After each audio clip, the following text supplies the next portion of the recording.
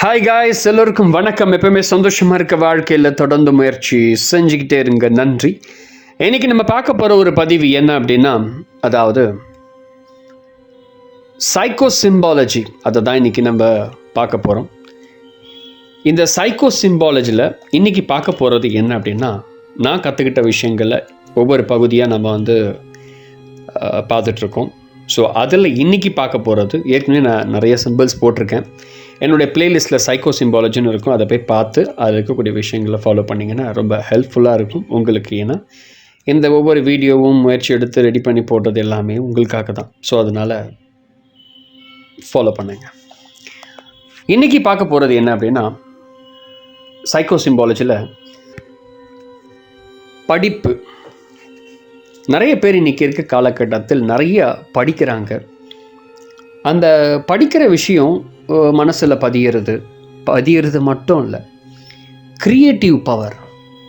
இப்போ உதாரணம், க்ரியேட்டிவ் அப்படின்னா அழகாக சொல்லணுன்னா, ஒரு ஒரு இயற்கை தந்த ஒரு வரம். அழகாக சொல்லணுன்னா ஒரு மியூசிக் வைக்கலாம். இந்த மியூசிக்கை நாம் உருவாக்கணும் அப்படின்னா நமக்கு க்ரியேட்டிவிட்டி வேணும். அப்போ இந்த க்ரியேட்டிவிட்டி எப்படி வரும்? க்ரியேட்டிவிட்டி என்பது இறைவனுடைய அற்புதமான ஆற்றல். அது அந்த க்ரியேட்டிவிட்டி இருந்த அந்த நம்முடைய தமிழர்களுடைய சிற்பங்களில், கோவிலில் பார்த்திங்கன்னா அதெல்லாம் அற்புதமான ஒரு க்ரியேட்டிவிட்டி. அதெல்லாம் நம்மளால் இப்போ இருக்கவங்க அது மாதிரிலாம் பண்ண முடியுமா அப்படின்னு கேட்டிங்கன்னா வாய்ப்பே இல்லைன்னு தான் சொல்ல முடியும். அந்த மாதிரி நம்முடைய க்ரியேட்டிவிட்டி காலங்காலமாக இருந்த அந்த க்ரியேட்டிவிட்டிலாம் எங்கே அப்படின்னா நமக்குள்ளே தான் இருக்குது. பட் நான் தூண்டுறதில்லை. இந்த இன்றைக்கி பார்க்குற இந்த சைக்கோ சிம்பாலஜியை நம்ம யூஸ் பண்ணும்போது உங்கள் க்ரியேட்டிவிட்டி அதிகமாக ஆரம்பிக்கும். அண்ட் அது மட்டும் இல்லாமல், நீங்கள் எந்த புத்தகத்தை படிக்க போகிறீங்களோ அந்த புத்தகம் படிக்கிறதுக்கு முன்னாடி இந்த சிம்பிளை ஒரு தடவை வரைஞ்சி பாருங்கள். அல்லது இந்த சிம்பிளை பார்க்கணும் டெய்லி. தொடர்ந்து இந்த சிம்பிளை பார்க்க என்ன ஆகும் அப்படின்னா, உங்கள் வலது மூலையில் பதிய ஆரம்பிக்கும். கொஞ்சம் கொஞ்சமாக க்ரியேட்டிவிட்டி கிரியேட் ஆகும். ஒரு விஷயம் மட்டும் சொல்கிறேன். இன்றைக்கி இருக்க காலகட்டத்தில் நிறைய பசங்க ஸ்கூல்லேருந்து ஆரம்பிக்கலாம். ஸ்கூலில் டீச்சர்ஸ் சொல்லிக் கொடுக்குறாங்க. சொல்லிக் கொடுத்த பிறகு என்ன எழுதுவாங்க அப்படின்னா, அவங்க சொல்லிக் கொடுத்ததையும் மனப்பாடம் பண்ணி மக்கப் பண்ணிக்கிட்டு அப்படியே உட்காந்து எழுதுவாங்க. ஆனால் நான் படிக்கும் பொழுது இந்த மாதிரி பண்ண மாட்டேன். ஏன்னா படிக்கவே மாட்டேன். நான் படிக்க ஆரம்பிக்கும் போது காலேஜ் பீரியடில் என்ன பண்ணுவேன்னா, ஒரு விஷயத்தை படிக்கிறேன் அப்படின்னா படிச்சுட்டு அதை அப்படியே புத்தகத்தில் இருக்கிறத அப்படியே வாந்தி எடுக்க மாட்டேன். அதை புரிஞ்சுக்கிட்டு என் புரிதலுக்கு, என் வார்த்தைகளுக்கு என்ன தெரியுமோ அதை நான் உருவாக்குவேன். அதை உருவாக்கும் போது புத்தகத்தில் இருக்கிறத விட ரொம்ப அழகாக இருக்கும். ஸோ இந்த மாதிரி பல விஷயங்கள் உங்களுக்கு ஏற்பட ஆரம்பிக்கும். ஒவ்வொரு தடவையும் இந்த குறியீடை நாம் நைட்டு தூங்குறதுக்கு முன்னாடி, பேரண்ட்ஸ் எல்லாருக்கும் ஒரு சின்ன ஒரு ரிக்வெஸ்ட். குழந்தைங்களை கொஞ்சம் நேரம் செவுத்தில் இந்த சிம்பிள் அழகாக வரைஞ்சி வச்சுட்டு, வீட்டில் பெருசாக கூட வரைஞ்சி வைங்க, தப்பு இல்லை. தூங்குறதுக்கு முன்னாடி கொஞ்ச நேரம் அதை பார்க்க சொல்லுங்கள். பார்த்துட்டு எதுக்கு அதை பார்க்கணும் அப்படின்னு சொல்லிடுங்க பசங்களுக்கு. இதை நீ பார்க்கும்போது உனக்கு க்ரியேட்டிவிட்டி பவர் அதிகமாகும். இதை பார்த்துட்டு அப்படியே படுத்து தூங்கிட சொல்லுங்கள். அவ்வளோதான், முடிஞ்சிடுச்சு. ஸோ டெய்லி பார்த்துட்டு படுக்க குழந்தைங்களுக்கு தானாகவே ஞாபக சக்தி கூட ஆரம்பிக்கும். படிப்பில் அதிகமான கவனம் வரும். படிப்பில் எதை படிக்கணும் அவங்களுக்கு இன்ட்ரெஸ்ட் வரும். அந்த இன்ட்ரெஸ்ட்டில் அவங்க தேடி பல விஷயங்களை பண்ண ஆரம்பிப்பாங்க. அது மட்டும் இல்லாமல் க்ரியேட்டிவிட்டி அவங்களுக்கு கூட ஆரம்பிக்கும். நிறைய விஷயங்களை, புது விஷயங்களை பண்ணுவீங்க. குழந்தைங்களுக்கு மட்டும் இல்லை, பெரியவங்களுக்கும் சேர்த்து தான். எல்லாரும் இந்த முறையை தொடர்ந்து செய்ய ஆரம்பிக்கும் போது பல விஷயங்கள் அவங்களுக்கு ஏற்பட ஆரம்பிக்கும். ரைட் பிரெயின் ஆக்டிவேட் ஆக ஆரம்பிக்கும். க்ரியேட்டிவ் பவர் அதிகமாக ஆரம்பிக்கும். புது விஷயங்கள், புது சித்தாந்தங்கள், புது விஷயங்களை நீங்கள் உருவாக்கலாம். என்னை பொறுத்த வரைக்கும் மியூசிக் அழகான விஷயத்தை மியூசிக்கை க்ரியேட் பண்ணலாம். ஒரு நியூ ஸ்டோரியை க்ரியேட் பண்ணலாம். இது வரைக்கும் யாருமே சொல்லாத விஷயங்களை நீங்கள் உருவாக்கலாம். இந்த மாதிரி பல விஷயங்களை நீங்கள் உருவாக்கி உங்கள் வாழ்க்கையை மாற்றிக்கக்கூடிய ஒரு குறியீடு தான் இந்த சைக்கோ சிம்பாலஜி குறியீடு. இது உங்களுக்காக நான் பதிவிடுறேன். ஸோ டீச்சர்ஸ் கண்டிப்பாக நீங்கள் இருந்தீங்க அப்படின்னா, ஸ்கூல் நடத்துகிற டீச்சர்ஸாக இருந்தாலும் சரி, இது என்னுடைய ரிக்வெஸ்ட்டு. நீங்கள் ட்ரை பண்ணி பாருங்கள். கண்டிப்பாக அற்புதமான ரிசல்ட்டை உங்கள் ஸ்டூடெண்ட்ஸ் உங்களுக்கு கொடுப்பாங்க. ஏன்னா நான் ஒரு டீச்சிங் லைனில் இருக்கும்போது ட்ரை பண்ணியிருக்கேன். ஸோ ரொம்ப அற்புதமான ஒரு சிம்பிள் இது. அது மட்டும் இல்லாமல் இந்த சிம்பிளை தொடர்ந்து பார்க்கணும். ஒரு நாள் மிஸ் பண்ணாமல் தொடர்ந்து பார்க்கறதுக்கு முயற்சி பண்ணுங்கள். ஒரு புக்கு படிக்கணும்னா புக்கில் அழகாக அந்த சிம்பிளை நல்லா கையில் வரைஞ்சிட்டு அந்த சிம்பிளை பார்த்துட்டு அதுக்கப்புறம் புக்கு படிக்க ஆரம்பிங்க. புக்கில் என்ன நல்லா படிக்கிறீங்களோ, என்ன மாதிரி விஷயங்கள்லாம் இருக்கோ அதெல்லாம் ஈஸியாக உங்கள் மனசில் ஈஸியாக பதிஞ்சிரும். பதிஞ்ச விஷயத்தை நீங்கள் எக்ஸ்போஸ் பண்ணுற விஷயம் உங்கள் விஷயத்தில் உங்களுக்கு என்ன புரியுதோ அதை அழகாக நீங்கள் எக்ஸ்பிளைன் பண்ணலாம். அந்த மாதிரி விஷயங்கள்லாம் உங்களுக்கு வர ஆரம்பிக்கும். அண்ட் அது மட்டும் இல்லாமல் ஸ்கூலில் டீச்சர்ஸ் நீங்கள் உங்கள் ஸ்டூடெண்ட்ஸ்க்கு போர்டில் ஏதாவது மூலையில் சின்னதாக ஒரு இடத்துல அந்த சிம்பிளை வரைஞ்சி வச்சிட்டிங்கன்னா போதும். அவங்க அவங்க எத்தனை தடவை பார்க்குறாங்களோ ஆட்டோமேட்டிக்காக அப்போது அதை பார்க்க அப்சர்வ் ஆகிட்டே இருக்கும். இது என்னென்னா ஒரு ஆசிரியர் செய்த ஒரு விஷயம் ஆக்சுவலி. அதனால தான் இதை சொல்கிறேன். ஒரு டீச்சர் என்ன பண்ணார் அப்படின்னா, இந்த குறியீடை ஒரு இடத்துல போர்டில் ஓரமாக வரைஞ்சிட்டாரு. எப்பவுமே நம்முடைய மூளைக்கு ஒரு அற்புதமான ஆற்றல் இருக்குது. போர்டில் எழுதி போட்ட எல்லா விஷயத்தையும் பார்க்காது. மூளையில் இருக்கக்கூடிய ஒன்றுமே இல்லாத விஷயத்தை தான் அதை தான் பார்க்கும். ஸோ பார்த்த உடனே அது என்ன அது அப்படின்னு சொல்லி எல்லோரும் கவனிக்க ஆரம்பிக்கிறாங்க. டீச்சர் எதுவுமே அவர் சொல்லவே இல்லை. என்ன தெரியுது, எனக்கு ஒன்றும் தெரியலையேன்னு சொல்லிட்டு போயிடுறாரு. அதான் பார்த்து குழந்தைங்க அந்த பசங்களுக்கு என்ன ஆச்சுன்னு தெரில. நாள் பட போக அந்த பசங்கள்லாம் நல்லா படிக்க ஆரம்பிச்சிருச்சுங்க. க்ரியேட்டிவாக பண்ண ஆரம்பிச்சிருச்சுங்க. நிறைய குழந்தைங்க கவிதை ஆரம்பிச்சிருச்சுங்க. நிறைய பேர் மியூசிக்கு, அப்புறம் டான்ஸிங்கு, என்னென்னமோ க்ரியேட்டிவிட்டி நிறையா வந்துருச்சு.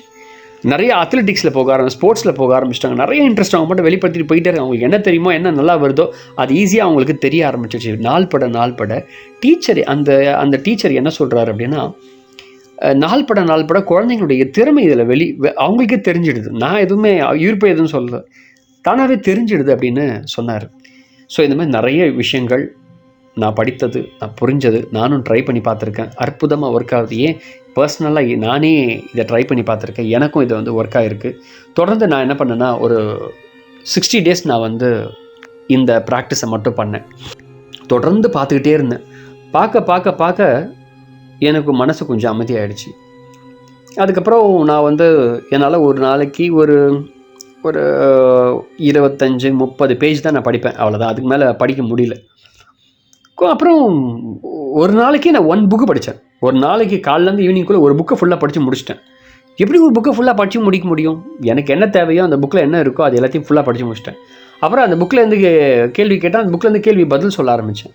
எனக்கு தெரிஞ்சதை நான் படிச்சிட்டேன் ஃபுல்லாக. எந்தெந்த பேஜ், எந்த மனப்பாடம் எல்லாத்தையும் மகப் பண்ணிட்டேன். ஆனால் நான் ஒரு தடவை தான் படித்தேன். ஆனால் அது ஈஸியாக மெமரியில் எப்படி ஆச்சுன்னு எனக்கே தெரில.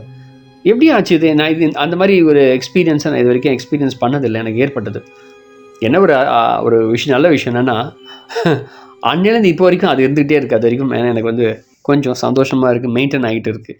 அது எப்படி மெயின்டைன் ஆகிட்டு இருக்குன்னு எனக்கும் தெரியல. அதனால் மறக்காமல் இதை செய்ய ஆரம்பிங்க. நிறைய க்ரியேட்டிவிட்டியாக விஷயங்கள் வர ஆரம்பிக்கும். என்னுடைய ஆஃபீஸில் நான் ஒர்க் பண்ணும்போது நிறைய விஷயங்கள் க்ரியேட்டிவிட்டியாக வரும். க்ரியேட்டிவிட்டியாக நான் க்ரியேட் பண்ண நிறைய விஷயங்களை க்ரியேட் பண்ணி என்னுடைய ஆஃபீஸில் நான் என்னுடைய ஒர்க்கில் பண்ணும்போது நிறைய சேஞ்சஸை க்ரியேட் பண்ணேன். சுற்றி இருக்கவங்களாம் பயங்கரமான பாராட்டு எனக்கு ஏற்பட்டது. நான் வேலை செய்யும் போது கம்பெனியில் அந்த மாதிரி நிறைய விஷயங்கள் எனக்கு ஏற்பட்டுகிட்டே இருக்குது. க்ரியேட்டிவ் எனக்கு அவங்கவுங்க ஃபீல்டில் எதெல்லாம் க்ரியேட் பண்ணணும், எந்த மாதிரி விஷயங்கள் நீங்கள் நினைக்கிறீங்களோ அதெல்லாம் ஆட்டோமேட்டிக்காக உருவாக ஆரம்பிக்கும். ஸோ எவ்ரிடே பேரண்ட்ஸ்க்கு முதல் விஷயம், நைட்டு தூங்கும் போது பசங்களுக்கு வாலில் ஒட்டிடுங்க. அண்ட் பெரியவங்க என்ன பண்ணுறீங்கன்னா நீங்களும் அதை பார்க்க ஆரம்பிங்க. முக்கியமாக க்ரியேட்டிவிட்டியாக சில விஷயங்களை படித்து ஆல்ரெடி ப்ராசஸில் இருந்துகிட்ருப்பீங்க. அந்த க்ரியேட்டிவிட்டி வராமல் இருக்கும். அதனால் நீங்கள் என்ன பண்ணுறீங்கன்னா உங்கள் வாலில் தனிமையாக பாருங்கள். குழந்தைங்க மாதிரி பார்க்காம தனிமையாக பார்த்துட்டு அதுக்கப்புறம் உங்கள் ஒர்க்கை ஸ்டார்ட் பண்ணுங்கள். முக்கியமாக இதை பண்ணும்போது பார்த்துட்டு கொண்டா ரிலாக்ஸ் எடுத்து தூங்கிட்டீங்கன்னு பிறகு கொஞ்சம் நல்லா ஒர்க் ஆகும். அதான் என்னோடய எக்ஸ்பீரியன்ஸ் அண்ட் அந்த டீச்சரோட எக்ஸ்பீரியன்ஸும் கூட. ஏன்னா அவர் அதை அனுபவிச்சதுனால தான் ஸ்டூடெண்ட்ஸ்க்கு அதை வச்சார். அது மட்டும் இல்லை, எவ்வளோ நேரம் பார்க்கணும் அப்படின்னா ஜஸ்ட் 10 minutes. குழந்தைங்க 10 minutes பாருங்கள், பெரியவங்க 20 minutes பாருங்கள். இது போதும், அப்புறம் தூங்கிடுங்க. அண்டு எவ்ரிடே நீங்கள் ஏதாவது ஒன்று க்ரியேட்டிவில் இருந்துக்கிட்டே இருக்கீங்கன்னா உங்களுக்கு அது வந்துக்கிட்டே இருக்கும். அந்த க்ரியேட்டிவ் உங்களுக்கு ஸ்டார்ட் ஆகிடுச்சுன்னா விட்டுறாதீங்க, மறுபடியும் பாருங்கள். ஏன்னா நான் 60 days பார்த்தேன். மேக்ஸிமம் நான் இது வரைக்கும் அந்த சிம்பிளை யூஸ் பண்ணதே 60 நாள் தான். அந்த 60 நாளில் யூஸ் பண்ணது இன்றைக்கி வரைக்கும் எனக்கு அது ஹெல்ப்ஃபுல்லாக இருக்குது. ஏன்னா ஒரு தடவை அந்த ரைட் பிரெயின் ப்ராசஸ் அந்த ஆக்டிவேட் ஆகிடுச்சுன்னா சடனாக உங்களுக்கு அது நடக்க ஆரம்பிச்சிடும். புதுசாக க்ரியேட் பண்ண ஆரம்பித்தேன். நான்லாம் வாழ்க்கையில் கவிதையே எனக்கு எழுத தெரியாது, கவிதையே வராது, அப்படி என்னன்னு எனக்கு தெரியாது. ஆனால் நான்லாம் கவிதை எழுத ஆரம்பித்தேன். எப்படி அந்த கவிதை வந்துச்சுன்னு எனக்கே ரொம்ப பேராச்சரியம். இதை வேறால என் மனசு எங்கன்னா எதையாவது படிச்சுக்கிச்சு ஞாபகம் வச்சுக்கிட்டேன் அப்படின்னு பார்த்தா வேறு எங்குமே அந்த கவிதை யாருமே எழுதலை, சொந்தமாக நானே எழுதினேன். ஒரே எனக்கே ஆச்சரியம், எனக்கு இப்படி கவிதைலாம் வருது அப்படின்னு. ஏன்னா என் வாழ்க்கையில் அந்த மாதிரி ஒன்று நடந்ததே கிடையாது. எனக்கு பிடிக்காது, கவிதை எழுதுறதும் பிடிக்காது, படிக்கிறதும் பிடிக்காது. ஆனால் நான் எழுதினேன். ஸோ இதெல்லாம் அது மூலயமா எனக்கு வந்த ஒரு விஷயம். அது இன்னும் எனக்கு தொடர்ந்து கொண்டு தான் இருக்கிறது. ஸோ நீங்களும் முயற்சி பண்ணி பாருங்கள். கண்டிப்பாக இந்த சைக்கோ சிம்பாலஜி உங்களுக்கு யூஸ்ஃபுல்லாக இருக்கும். மறக்காமல் இந்த சிம்பிளை ப்ளீஸ் எல்லாருக்கும் ஷேர் பண்ணுங்கள். ஏன்னா அற்புதமாக ஒர்க் ஆகுது. என்னுடைய ஹம்பிள் ரிக்வெஸ்ட், ஸ்டூடெண்ட்ஸ்க்கு சொல்லிக் கொடுங்க. நல்லா அந்த நீட் எக்ஸாம்ஸ்லாம் நிறைய பேர் படிக்கிறாங்க. ஸோ நீங்களும் அது அப்புறம் வந்து முக்கியமாக ஐஏஎஸ் எக்ஸாம் படிக்கிறவங்க, அந்த யூபிஎஸ்சி டிஎன்பிஎஸ்சி எக்ஸாம் எல்லாம் படிக்கிறவங்க எல்லோரும் தயவு செய்து நீங்கள் இந்த சிம்பிளை யூஸ் பண்ணுங்கள். ரொம்ப சூப்பராக ஒர்க் ஆகும். ஏன்னா நான் வந்து ஒரு தடவை இந்த யூபிஎஸ்சி எக்ஸாம் எழுதும்போது ஒரு தடவை பாஸ் ஆனேன். அதுக்கப்புறம் என்னுடைய இந்த எக்ஸாம் போலீஸ் எக்ஸாம் எழுதினேன், அதுக்கும் பாஸ் ஆனேன். இந்த மாதிரி எக்ஸ்பீரியன்ஸ்லாம் எனக்கு நடந்துச்சு. ஸோ ரொம்ப ரொம்ப ஈஸியாக இருக்கும், உங்களால் சக்ஸஸ் பண்ண முடியும். கண்டிப்பாக ட்ரை பண்ணுங்கள். இந்த மாதிரி இன்னும் நிறைய சிம்பிள்ஸ் உங்களுக்காக போடலான்னு நான் நினச்சிட்ருக்கேன்.